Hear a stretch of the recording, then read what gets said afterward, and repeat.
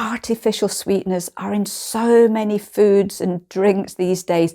We may not actually be aware of how much we're consuming, and that amount may actually have some kind of impact on your perimenopause or menopause symptoms. So last week I talked about how dairy foods can impact on the perimenopause and menopause, and I mentioned about artificial sweeteners in yogurt and how I really didn't recommend them. And I realized that I haven't actually done a blog on artificial sweeteners as such. So I thought today I would take a look at why this is important and what kind of impact they may be having on your symptoms. So what are artificial sweeteners? So these are synthetic or chemical compounds used to sweeten foods or drinks that contain very little or no calories.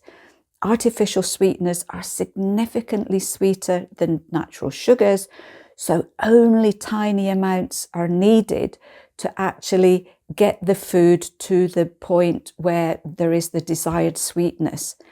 Often people will take these artificial sweeteners as alternatives because they may be looking to reduce their calorie intake with their weight, or they may be wanting to reduce their sugar consumption because of their health.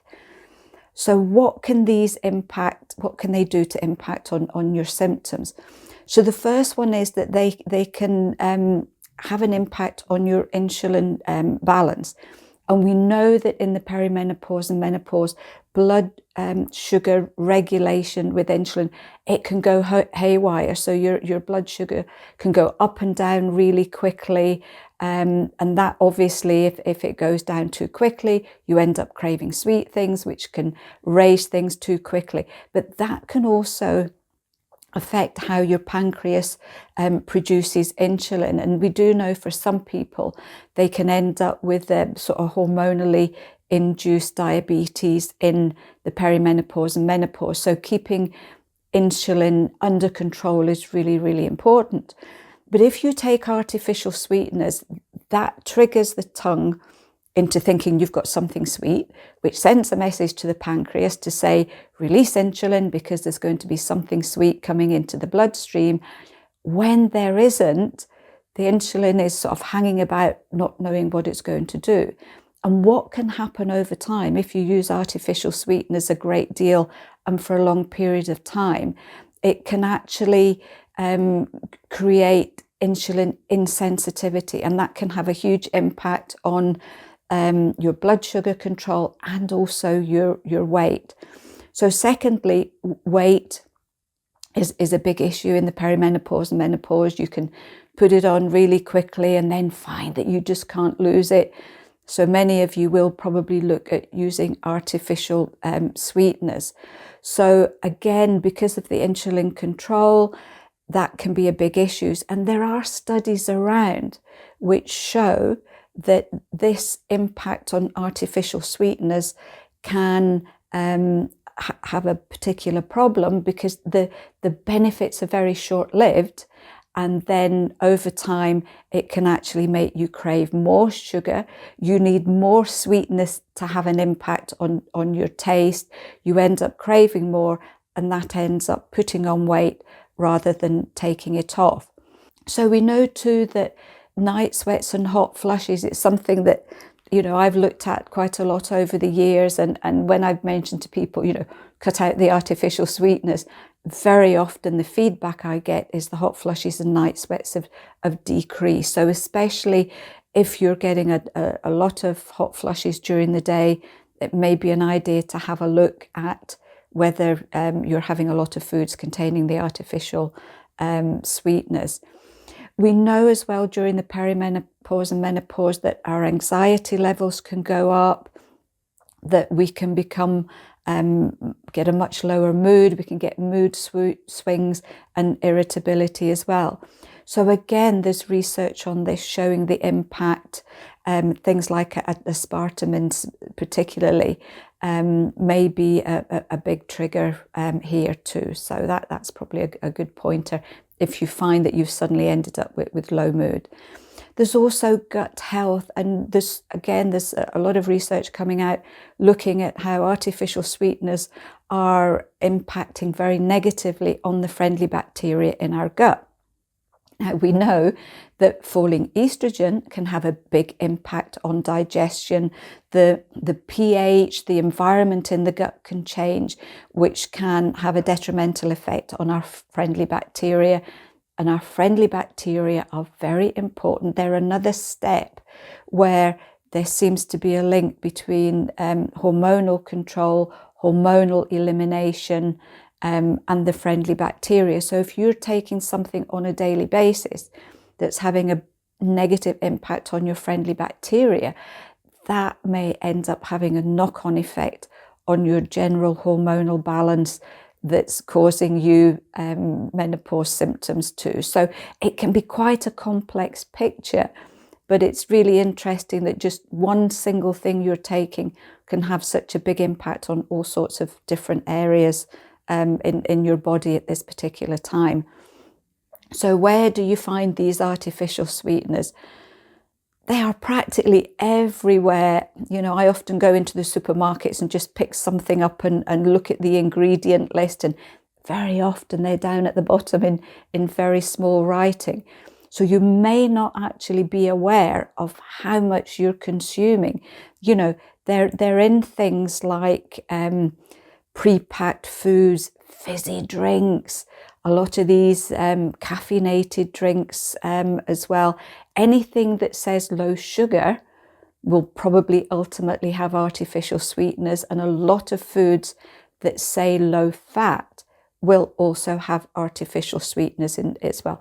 If you take the fat out of foods, you reduce the taste of the food. So the manufacturers then bump up the sugar or artificial sweetener content to make it taste better.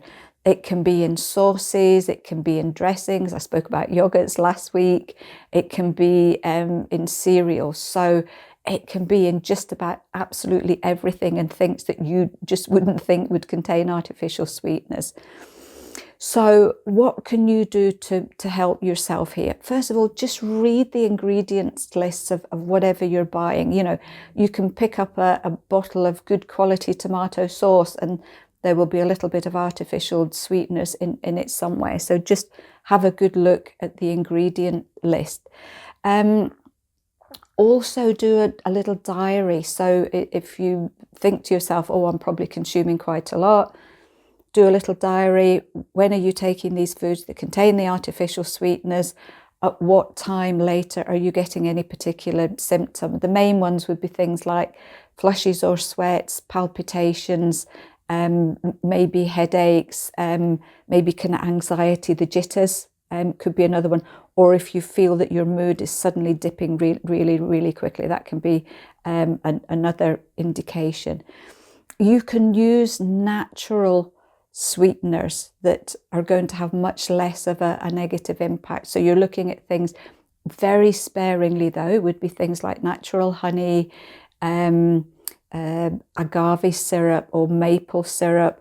You can look at plant-based sweeteners, so that would be things like stevia, and it's known that stevia doesn't tend to impact on blood glucose level, which is a really good thing. So you're getting something sweet that's not going to set up all this pancreatic insulin response. If you do a lot of baking, you can use dried fruits such as dates or bananas to sweeten your foods rather than putting in the artificial sweeteners or the sweeteners. And limit processed foods, and please cut out all the fizzy drinks and the cans of drinks, because they're really not good for you, lots of different reasons. It can be difficult to cut these out because a lot of you will think, right, I've cut sugar out, so I'll take the artificial sweetener, so I'm not getting any of the detrimental side effects with sugar consumption. I think they say it takes about 10 days for your taste buds to change. Now, many years ago, for as long as I can remember, I used to take about 2 teaspoons of honey in my cups of tea or coffee. And at that point in the past, I probably had rather a lot of tea on a daily basis. And when I got to sort of perimenopause, I thought I need to cut out on so much honey because it's definitely not helping me. So I gave it up in my tea and coffee. And yeah, it was the first few days was just, it was so awful. But by day 10, my taste buds had changed. And now if anybody puts even a small amount of sugar or honey in my tea or coffee, I can't drink it because it really tastes so awful. So if you want to give these things up, then bear with it. And literally within a couple of weeks, you should have a completely different set of taste buds and find that things are much better. Same with yogurt. I can't eat sweetened yogurts of any kind, even if it's got fruit in it, because it's just too sweet. So it's all the natural stuff for me.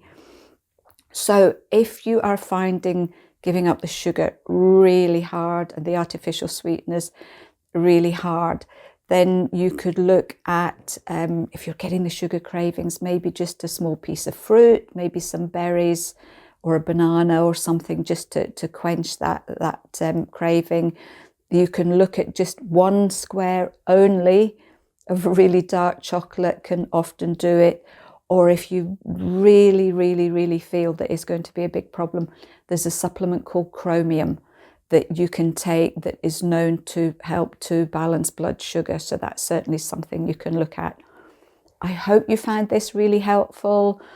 It's a really big one, to be honest. And once you realise how much you're using these artificial sweeteners, you might actually be quite surprised or maybe even horrified. For those of you that have maybe given them up, how did you do it? What were the results? Please share your stories. You know that I always love to read them, and your little bit of information may help so many other people as well. Have a lovely week, and I'll see you soon.